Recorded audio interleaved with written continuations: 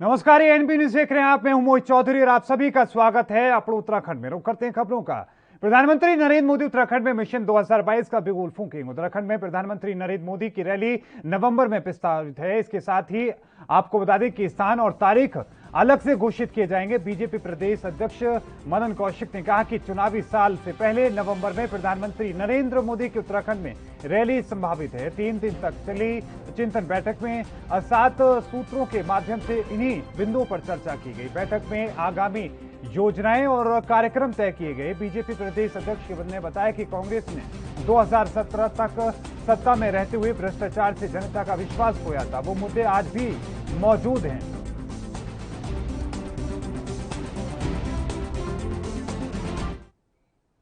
उत्तराखंड के मुख्यमंत्री तीरथ सिंह रावत को पार्टी मुख्यालय द्वारा अचानक दिल्ली बुलाया गया। मुख्यमंत्री तीरथ सिंह रावत के राजधानी में कई अहम कार्यक्रम निर्धारित थे, लेकिन आनन फानन में सभी कार्यक्रम रद्द कर मुख्यमंत्री दिल्ली की ओर कूच कर गए। मुख्यमंत्री के इस दौरे में राजनीतिक गलियारों में अलग अलग तरह के कयास लगाए जा रहे हैं। दिल्ली में उत्तराखंड भवन पहुंचे मुख्यमंत्री तीरथ सिंह रावत ने कहा कि आने वाले विधानसभा चुनावों को लेकर चर्चा की जाएगी और रणनीति तय की जाएगी। आपको बता दें कि 27 जून से 29 जून तक रामनगर में आयोजित चिंतन बैठक में प्रदेश सभी तमाम बड़े नेता मौजूद थे। इस बैठक में 2022 में होने वाले विधानसभा चुनाव पर महत्वपूर्ण मंथन हुआ। चिंतन बैठक के दौरान तुरंत ही बाद में मुख्यमंत्री के दिल्ली दौरे ने कई तरह की बातों को बल दे दिया है। उत्तराखंड में 10 सितंबर से पहले मौजूदा मुख्यमंत्री तीरथ सिंह रावत को विधानसभा का सदस्य निर्वाचित होना है। उत्तराखंड में गंगोत्री विधानसभा सीट बीजेपी विधायक के निधन के बाद से खाली पड़ी है। चर्चा है कि मुख्यमंत्री इसी सीट से उपचुनाव लड़ सकते हैं।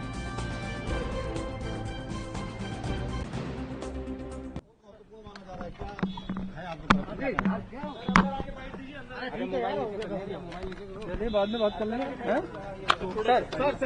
सर किस तरीके का दौरा है आने वाले चुनाव?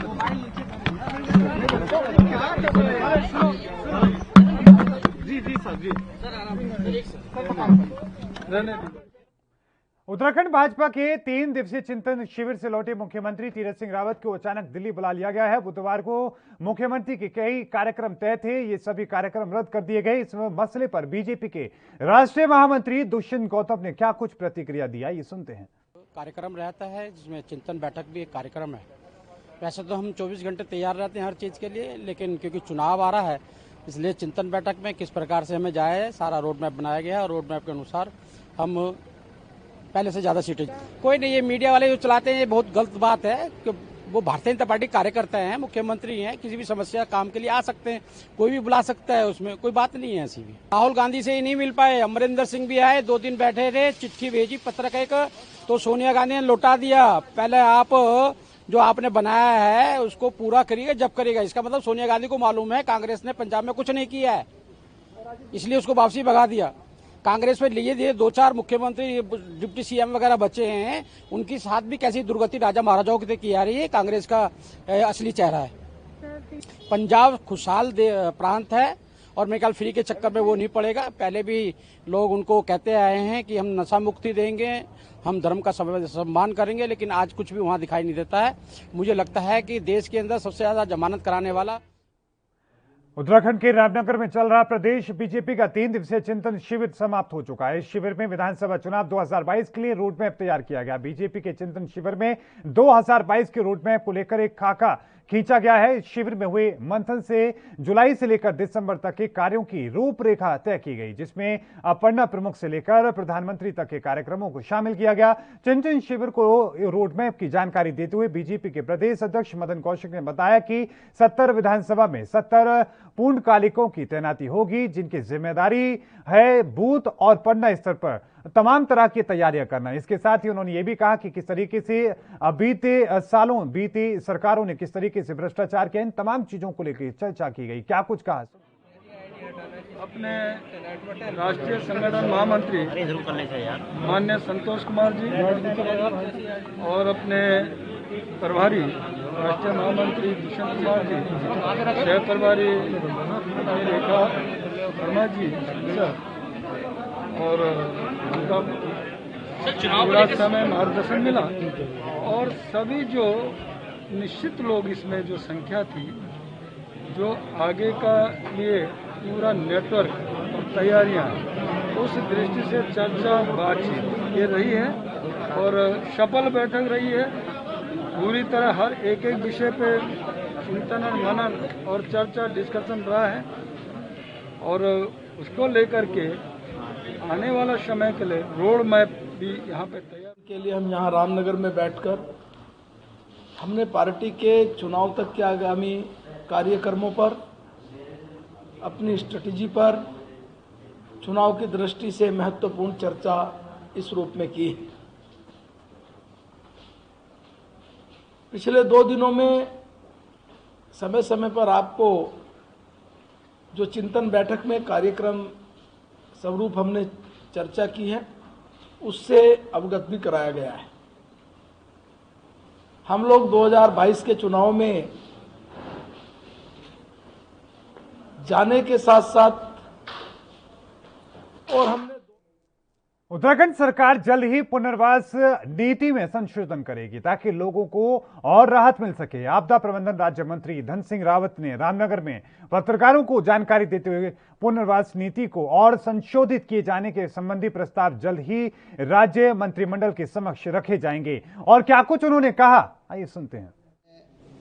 आपदा के बाद पुनर्वास की एक बहुत बड़ी दिक्कतें थी और मुझे ये बोलते हुए बड़ी खुशी है कि अभी तक हमारी सरकार के द्वारा 44 गांव और 1023 परिवारों को जो है अभी तक हमने पुनर्वास कर दिया है और उसमें हम 4 लाख रुपए प्रति परिवार जो है मकान बनाने के लिए देते हैं। गौशाला की शिफ्टिंग के लिए हम 15,000 रुपये देते हैं और सामान की शिफ्टिंग के लिए हम 10,000 रुपये देते हैं। और अब हम कैबिनेट में इस पुनर्वास नीति को जो है और संशोधित करना चाहते हैं ताकि लोगों को और राहत मिल जाए। हम ये सब जानते हैं कि उत्तराखंड बहुत आपदा वाला क्षेत्र हमारा, कई बार बड़ी दिक्कतें हो जाती और उसके लिए हमने एक कम्युनिटी रेडियो की भी व्यवस्था इस बार की है। उसके लिए हमने विज्ञापन जारी किया था और महिला मंगल दल हों, युवक मंगल दल हों, चाहे हमारे ग्राम प्रहरी हों, चाहे हमारे ग्राम प्रधान हों, उन सबको भी हमने कहा है कि कहीं भी अगर आपदा आती है तो तुरंत हमारे कंट्रोल रूम में। उत्तराखंड में विश्व प्रसिद्ध पर्यटन स्थल है फूलों की घाटी यानी कि वैली ऑफ फ्लावर्स, जैसे पर्यटकों के लिए खोल दिया गया है। यही नहीं, इसके साथ ही नैनीताल, ऋषिकेश और देहरादून के कई पर्यटन स्थल भी शुरू कर दिए गए हैं। कोविड-19 संक्रमण की स्थितियों के मद्देनजर यूनेस्को की विश्व धरोहर में शामिल वैली ऑफ फ्लावर को तकरीबन महीने भर से देरी से खोला गया है। यानी वैसे ही सीमित समय के लिए खुलने वाली इस वादी का आनंद लेने के लिए पर्यटकों को अब कम समय मिलेगा। वहीं बीटल्स की यादों वाली 84 कुटिया समेत कई अन्य प्राकृतिक नजारों वाले पर्यटन स्थल खुल चुके हैं। महर्षि महेश योगी की भावात्री 84 कुटिया कोरोना कर्फ्यू के चलते बीते 2 महीने से बंद पड़ी थी। ऋषिकेश में स्थित इस कुटिया को खोलने के लिए मुख्य वन्य जीव प्रतिपालक JS सुहाग ने आदेश जारी किए हैं और खबरों के मुताबिक राजाजी टाइगर रिजर्व के अधिकारी ने इसकी पुष्टि की है। ये वही कुटिया है जहां पर 1968 में इंग्लैंड के प्रसिद्ध म्यूजिक बैंड बीटल्स के 4 सदस्य आए थे और यहां पर ठहरे थे और यहां पर करीब उन्होंने 40 गानों की रचना भी की थी।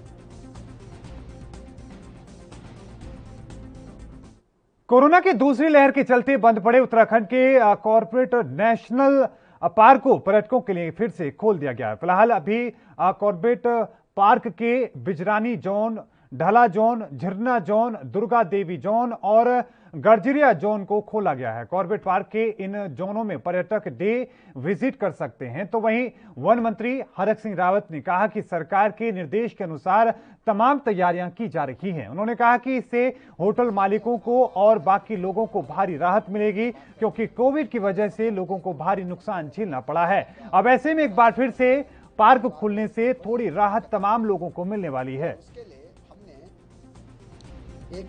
हम इस बार Raja national park, Corbett national park, विशेष के कोरोना महामारी में और जो गाइडलाइंस प्रदेश सरकार की कोरोना को लेकर होगी, उन गाइडलाइंस के साथ हम अपने दोनों पार्कों को 12 महीने खोल के रखेंगे, जिससे कि एक बार फिर से होटल इंडस्ट्री और जो लोगों का रोजगार एकदम ठप जैसा हो गया है। बैंकों की देनदारी है लोगों की काफी, और बहुत लोग बेरोजगार इसके कारण हो गए, क्योंकि अकेले रामनगर में एक एक होटल में 200-200 लोग काम करते हैं, तो उससे जो काफी। उत्तराखंड के रुड़की विकासखंड कार्यालय का झबरेड़ा से बीजेपी विधायक देशराज कर्णवाल ने शुभारंभ किया। विकासखंड कार्यालय के बिल्डिंग को ग्रामीण निर्माण विभाग द्वारा 90,14,000 की लागत से तैयार किया गया है। बीजेपी विधायक देशराज कर्णवाल ने इस बिल्डिंग का शुभारंभ किया। इस मौके पर बीजेपी विधायक देशराज कर्णवाल ने कहा कि बीजेपी सरकार ने विकास के नए आयाम स्थापित किए हैं। आए दिन झबरेड़ा विधानसभा में सड़कों के उद्घाटन हो रहे हैं। उन्होंने कहा कि उनके प्रस्ताव पर ही राज्य योजना से खंड विकास कार्यालय की बिल्डिंग को तैयार किया गया। बीजेपी विधायक ने कहा कि जब वो विधायक बने थे तब विधानसभा के सभी गांवों में कच्ची सड़कें थी, लेकिन आज हालात बहुत बदल चुके हैं। चूंकि कोविड-19 के नज़र ये लगभग काफ़ी दिनों से कोविड चल रहा था, और चूंकि समस्या बहुत बड़ी थी जिसको मेरे प्रस्ताव पर माननीय मुख्यमंत्री जी के निर्देशों पर ये कार्य हुआ है, तो हमने ये इसलिए स्टार्टिंग में नहीं किया कि कोविड-19 को देखें, अब राहत है, और इसीलिए। खबर नैनीताल के लालकुआ से है, जहां पर अंबेडकर नगर स्थित राजकीय इंटर कॉलेज में 77 लाख की लागत से 2 मंजिला भवन का निर्माण शुरू किया गया। इस भवन के निर्माण कार्य से होने से क्षेत्र के स्कूली बच्चों को फायदा पहुंचेगा। आज इसी को लेकर क्षेत्र विधायक नवीन चंद्र दुमका ने भवन निर्माण का औचक निरीक्षण किया। इस मौके पर उन्होंने निर्माण कार्य की गुणवत्ता की जांच की और संबंधित विभाग अधिकारियों और ठेकेदारों को निर्माण कार्य में गुणवत्ता बनाए रखने के निर्देश दिए। विधायक नवीन चंद्र दुमका ने कहा कि प्रदेश सरकार क्षेत्र विकास के लिए प्रयत्नशील है और निर्माण कार्य की गुणवत्ता से किसी भी तरह का समझौता बर्दाश्त नहीं होगा और भवन जल्द ही बनकर तैयार हो जाएगा। भवन निर्माण तैयार होने के साथ ही इसमें सभी सुविधाएं मुहैया कराई जाएंगी। उन्होंने प्रदेश की मुख्यमंत्री और शिक्षा मंत्री की क्षेत्र की जनता की ओर से धन्यवाद देते हुए कहा कि लोगों की मांग पर विधानसभा क्षेत्र के विभिन्न स्कूलों में भवन निर्माण कार्य चल रहा है तथा भवन निर्माण होने के बाद उसका स्कूली बच्चों को बहुत ज्यादा लाभ मिलने वाला है। ये बिल्डिंग 77 लाख रुपए की लागत से विद्यालय के लिए बन रही है। ये उत्तराखंड सरकार के द्वारा प्रदत्त पैसा होता है, और ऐसी बिल्डिंग मेरी विधानसभा में इस समय लछमपुर में, गौजाजाली में, लालकुआ में, पुराना बिंदुखेड़ा में बन रही हैं, और धौलाखेड़ा की बिल्डिंग का अभी भूमि पूजन करके भी आया हूँ। कुल मिला के 5 जगह इस टाइप के भवन शिक्षा विभाग के लिए बन रहे हैं। मैं अपने लालकुआ के सभी लोगों की तरफ से उत्तराखंड सरकार को, माननीय मुख्यमंत्री को धन्यवाद देता हूं, माननीय शिक्षा मंत्री अरविंद पांडे जी को धन्यवाद देता हूं कि उन्होंने हमको ये सब उपलब्ध कराया। निश्चित रूप से आने वाले समय में जो खुले हॉल, वेंटिलेटर की अच्छी सुविधा, रोशनी की अच्छी सुविधा के बड़े कमरे चाहिए, वो इसमें बन रहे हैं। तो आपको बता दें कि राजकीय इंटर कॉलेज में 2 मंजिला भवन का निर्माण शुरू हुआ है। इसी दौरान वहां पर विधायक पहुंचे, उन्होंने तमाम तरह की स्थितियों का जायजा लिया। इस दौरान तमाम जो ठेकेदार थे, इंजीनियर थे, उनसे बातचीत की और साथ में ये निर्देश दिए कि किसी भी तरीके से गुणवत्ता के साथ में कोई भी किसी तरह की समस्या नहीं आनी चाहिए, गुणवत्ता बेहतर होनी चाहिए और साथ में समय पर भवन निर्माण का जो कार्य खत्म होना चाहिए। इस दौरान उन्होंने ये भी कहा कि मुख्यमंत्री और शिक्षा मंत्री के प्रयास से ही यहाँ पर ये भवन तैयार हो रहा है। इससे छात्रों को खासा फायदा देखने को मिलेगा। आपको बता दें कि लगातार इस तरह के तमाम तरह की कोशिश की जा रही है कि किस तरीके से क्षेत्र में विकास के स्थिति को और बेहतर किया जा सके। इसी वजह से लगातार विधायक समेत तमाम जो मंत्री हैं वो कोशिश में जुटे हैं और विधायक की मांग पर ही ये मांग आखिरकार मुख्यमंत्री ने और शिक्षा मंत्री ने स्वीकार की, जिसके बाद इस निर्माण को बनाया जा रहा है। उत्तराखंड में चुनावी लहर जोर शोरों से चल रही है। इस बार बीजेपी और कांग्रेस के अलावा आम आदमी पार्टी भी जोर शोर से मैदान में उतर चुकी है। इसी बीच आम आदमी पार्टी ने अपने संगठन को और मजबूत करने के लिए युवा मोर्चा की नियुक्ति की है। युवा मोर्चा में अलग अलग तरह के पदों पर नियुक्ति की गई है। आम आदमी पार्टी युवा कार्यकारिणी के अध्यक्ष दिग्मोहन नेगी ने कहा कि लगातार भारी संख्या में लोग आम आदमी पार्टी से जुड़ रहे हैं। लोग कांग्रेस और बीजेपी की राजनीति से आगे बढ़कर आम आदमी पार्टी के साथ जुड़ना चाहते हैं। नेगी ने आगे कहा कि सबसे ज्यादा युवा आम आदमी पार्टी में अपना विश्वास दिखा रहे हैं। आज आम आदमी पार्टी ने प्रदेश युवा कार्यकारिणी का गठन किया है, जिसमें हमने 70 विधानसभाओं में 70 विधानसभा अध्यक्षों की नियुक्ति करी है। साथ ही साथ 24 लोगों को प्रदेश कार्यकारिणी में सम्मिलित किया गया है, जिसमें प्रदेश उपाध्यक्ष, प्रदेश महासचिव, प्रदेश सचिव और प्रदेश प्रवक्ता के पद पे नियुक्तियाँ हुई हैं। हमारा ये मानना है कि 2022 का जो चुनाव है वो उसमें युवाओं की बहुत अहम भूमिका होगी, क्योंकि उत्तराखंड युवाओं का प्रदेश है और लगभग 59% वोटर इसमें युवा वोटर है। 20 वर्षों से भाजपा और कांग्रेस के कुशासन से तंग आकर युवा इस समय बड़ी तादाद में आम आदमी पार्टी से दिल्ली सरकार में आदरणीय केजरीवाल जी की नीतियों से प्रभावित होकर जुड़ रहे हैं। उसमें चाहे वो कांग्रेस से संबंधित संगठन हो, चाहे वो भारतीय जनता पार्टी से संबंधित संगठन हो या समाज सेवी और अन्य संगठनों से लोग हो, बड़ी तादाद में लोगों का और खासतौर पर युवाओं का रुझान है। और 2022 में अब वो काम की राजनीति चाहते हैं। अब तक भारतीय जनता पार्टी और कांग्रेस ने जिस तरीके से धर्म की, जाति की और क्षेत्रवाद की राजनीति करी, उससे ऊपर उठकर युवा चाहते हैं कि काम की राजनीति हो, इस प्रदेश में अच्छी शिक्षा व्यवस्था हो, स्वास्थ्य की अच्छी दुरुस्त सुविधाएं हों, दूरस्थ और सीमांत जनपदों तक अच्छी स्वास्थ्य सुविधाएं पहुंचे। निश्चित तौर पर आज प्रदेश कार्यकारिणी का गठन हुआ है और विधानसभा स्तर पर हमने विधानसभा अध्यक्ष बनाए हैं। अभी इसके आगे जिला कार्यकारिणियों का गठन होना बाकी है। विधानसभा में भी बहुत सारे पद ऐसे जो दिए जाएंगे, साथ ही साथ जहां पर वार्ड हैं वार्ड वाइज गठन होगा, ब्लॉक वाइज गठन होगा और साथ में बूथ स्तर तक हम आम आदमी पार्टी के कार्यकर्ताओं को। उत्तराखंड राज्य आंदोलनकारी और वरिष्ठ समाजसेवी फकीर सिंह कन्याल सितारगंज के बली नगर पहुंचे, जहां पर खस्ताहाल रोड पर अपने खर्चे से पत्थर गिरवाए समाजसेवी फकीर सिंह कन्याल लगातार क्षेत्र में पहुंचकर लोगों की समस्याएं सुन रहे हैं और उन समस्याओं का निराकरण करने की भी कोशिश में जुटे हैं। फकीर सिंह कन्याल द्वारा किए गए कामों से ग्रामीणों में काफी उत्साह नजर आया और इस दौरान उन्होंने फकीर सिंह कन्याल का आभार भी व्यक्त करते हुए उनका स्वागत किया। लोगों का कहना है कि रोड की हालत ठीक होने से अब उन्हें आने जाने में दिक्कतों का सामना नहीं करना पड़ेगा। समाजसेवी कन्याल ने क्षेत्र की जनता को भरोसा दिलाया कि वे क्षेत्र की जनता की सेवा करते रहेंगे और यही कारण है कि फकीर सिंह कन्याल की सितारगंज में लगातार लोकप्रियता बढ़ती जा रही है।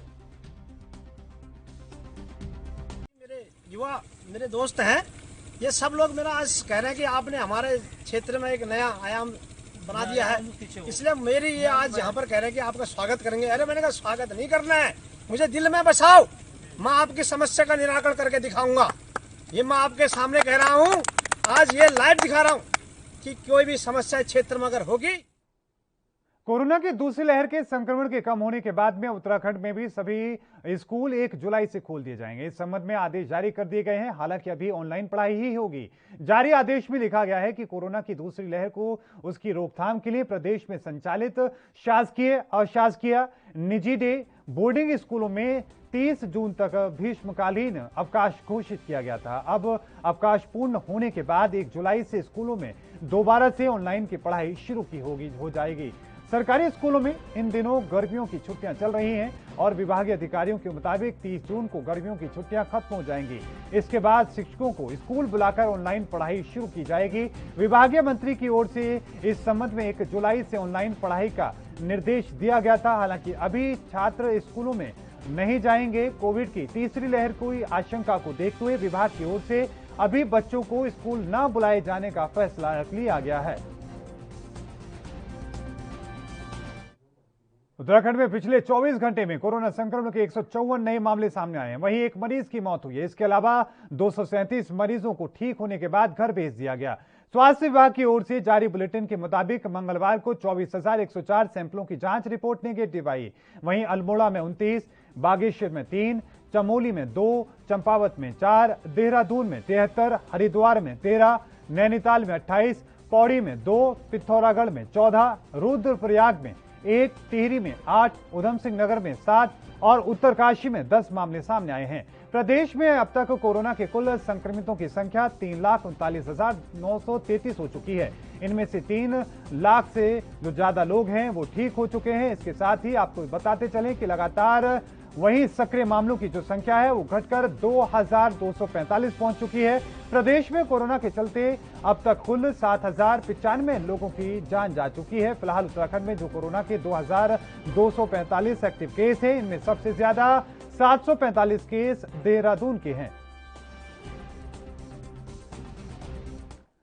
उत्तराखंड के देहरादून के विकास नगर तहसील क्षेत्र के यमुना नदी पर 120 मेगावाट क्षमता के निर्माणाधीन जल विद्युत परियोजना का कार्य अंतिम चरण में है। बांध स्थल पर बीते 28 दिनों से लगातार बांध प्रभावितों ने जो लोग हैं वो जल विद्युत निगम कार्यालय डाक पत्थर के मुख्य गेट पर तालाबंदी कर प्रदर्शन कर रहे हैं और अपना विरोध प्रकट कर रहे हैं। बांध प्रभावितों का कहना है कि लखवाड़ व्यासी परियोजना का काम 99% हो चुका है और इसके साथ ही हैरानी की बात है कि लोहारी गांव बांध प्रभावितों की मांगों पर अभी तक जल विद्युत निगम डाक पत्थर पर द्वारा कोई कार्रवाई नहीं की गई है। सरकार गांव के लोगों को विस्थापित करे, गांव के हर परिवार के एक सदस्य को नौकरी दे। साथ ही प्रदर्शनकारियों ने कहा कि यदि हमारी मांग पर शासन प्रशासन जल्द कार्रवाई नहीं करता तो सभी बांध प्रभावित जल समाधि ले लेंगे। जो आज प्रदर्शन हो रहा है ये सरकार के खिलाफ हमारा विरोध प्रदर्शन है। 120 मेगावाट जल विद्युत परियोजना 82 में बनकर तैयार हो गई है। किसानों की समस्या जस के तस आज भी वहीं के वहीं है जहां 2013 में थी। इसलिए हम आज सब क्षेत्र की जनता और हमारी मातृशक्ति यहाँ पे जल विद्युत निगम कार्यालय में तालाबंदी करने के लिए आए थे और जल विद्युत निगम और कार्यदायी संस्था इतनी डर गई है कि वो पहले ही अपने कार्यालय को छोड़ करके ताला लगाकर भाग गए हैं। क्या चाहते हैं आप लोग? हम चाहते हैं कि बासुनो 3 जनवरी 2017 में कैबिनेट के द्वारा एक फैसला पारित किया गया था, उस फैसले को, उस कैबिनेट के प्रस्ताव को सरकार और शासन पास कर दें। हमें आज 28वां दिन है और हमने ये निर्णय लिया था कि भी तालाबंदी होगी, लेकिन सरकार ने पहले ही ताला लगवा दिया। यहाँ चाहे वो बीजेपी की सरकार हो चाहे जल विद्युत निगम हो, क्या इतने बहरे हो गए, अंधे हो गए? या किसानों से इतना डर लग रहा कि हम अपने हक के लिए लड़ रहे हैं और हमारी कोई सुनाई नहीं, हम क्या करें, कहाँ जाएं? यहीं तक आए। उत्तराखंड के बागेश्वर में एक बुजुर्ग से 2 लोगों ने लूटपाट कर उनसे नकदी छीनने का मामला, पुलिस को उस मामले को लेकर कामयाबी मिली है। पुलिस को सूचना मिली जिसके तुरंत बाद एक्शन शुरू किया गया। पुलिस ने तुरंत ही नाकेबंदी करके आरोपियों को गिरफ्तार कर लिया है। पुलिस ने आरोपियों से लूट का सारा सामान बरामद कर लिया है। क्या कुछ इस पूरे मामले को लेकर जांच अधिकारी ने कहा है, सुनते हैं। जिसमें एक बुजुर्ग व्यक्ति ने आकर के दरख्वास्त दी कि उसके साथ उसने बैंक से पैसे निकाले थे लगभग 20,000 रुपये, और जब वो यहाँ से बैंक से जो है मार्केट की तरफ जा रहा था तो उसके 2 लोगों ने उसके साथ छीना झपटी करके उससे जो है 19,000 रुपये उसके ले लिए। 1,000 उसके दूसरी पॉकेट में थे तो वो बच गए थे। तो इस चीज़ का जैसे पुलिस के संज्ञान में आया तो यहाँ पर प्रभारी निरीक्षक द्वारा तत्काल इसमें FIR दर्ज करी गई, टीमें लगाई गई और इसमें CCTV इत्यादि का भी हमने प्रयोग किया और लोकल मोबाइल्स वगैरह का प्रयोग किया। तो उससे जो है प्रकाश में 2 लोग जो हैं हमारे आइडेंटिफाई हो गए थे। फिर हमने उनको ट्रेस किया और रेड करके उनको पकड़ा हमने अलग अलग स्थानों पर, और हमें टोटल उससे जो है। उत्तराखंड के काशीपुर में पुलिस ने नशे के अवैध कारोबार में लिप्त 3 लोगों को गिरफ्तार किया। उनके कब्जे से 212 ग्राम से ज्यादा स्मैक बरामद की है। बरामद स्मैक की कीमत 60 लाख आंकी गई है। पुलिस ने सभी आरोपियों का NDPS एक्ट में चालान कर न्यायालय में पेश किया। देर शाम पुलिस टीम को मुखबिर से सूचना मिली कि मोहल्ला अलीखा स्थित कब्रिस्तान के मैदान में 3 लोग स्मैक का बंटवारा कर रहे हैं। पुलिस ने मौके पर पहुंचकर स्मैक का बंटवारा कर रहे मोहल्ला अलीखा निवासी नदीम उर्फ बीड़ी के कब्जे से 70 ग्राम से ज्यादा स्मैक बरामद की। तो वहीं अलीखा का काली बस्ती निवासी शाकिर उर्फ भोजपुरिया के कब्जे से 70 ग्राम से ज्यादा स्मैक बरामद की गई है। इसके साथ ही मोहल्ला लक्ष्मीपुर पट्टी मंझरा निवासी रिजवान के कब्जे से 71 ग्राम से ज्यादा स्मैक बरामद की गई है। मामला वही नशीले पदार्थों से संबंधित है। इस संबंध में वरिष्ठ पुलिस अधीक्षक उधम सिंह द्वारा एक ये अभियान चल रहा है, मेनली नशेड़ियों के खिलाफ जिनके द्वारा नशीले पदार्थ लाकर बेचकर ये जो युवा पीढ़ी है इसको बर्बादी के कगार पर ढकेला जा रहा है। इसी के तहत ये कल कार्रवाई की गई थी।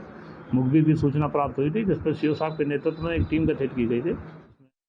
उत्तराखंड में अभी भी सख्ती के बावजूद घूमने के लिए लोग पहुंच रहे हैं। बॉर्डर पर RT-PCR की नेगेटिव रिपोर्ट मांगी जा रही है और पुलिस की सख्ती भी जारी। इन सब के बावजूद एक वीडियो सोशल मीडिया पर वायरल हुआ है जिसमें गढ़वाल के पास कुछ ग्रामीणों ने कुछ लोगों को घेर लिया। ग्रामीणों का आरोप है कि इन लोगों ने शराब के नशे में एक चाय वाले के साथ मारपीट की है। इतना ही नहीं, ग्रामीणों ने आरोप लगाते हुए आपको यह भी बता दें कि उन्होंने कहा कि किस तरीके से उन्होंने एक चाय वाले को जान से मारने की कोशिश की है। वीडियो में दिखाई दे रहे युवक हरियाणा के पानीपत के बताए जा रहे हैं।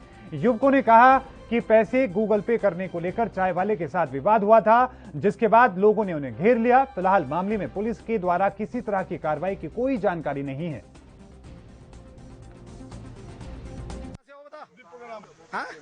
क्यों मारा उस लड़के को? वो जी गूगल पे में हॉटस्पॉट कौन दी, इस मारे मन हॉटस्पॉट ऑन करवा ले, इस मारे इसलिए मार दिया। मारा नहीं, हॉटस्पॉट ऑन करवा ले। भाई दराना देख सकते हैं कितना मार रखा है इसको। ये देख रहा है भाई, ये देख रहा है, ये पूरा मार दिया इसको। और यहाँ पे आके तुम ये वो करते हो। कौन? हाँ ये तो भाई, हाँ इधर कितनी भी इधर आओ। कहाँ से हो, अपना एड्रेस बताओ। पानीपत से। और इस बुलेटिन में अभी के लिए इतना ही। लगातार खबरों के लिए देखते रहें ANB न्यूज। मुझे दीजिए इजाजत, धन्यवाद।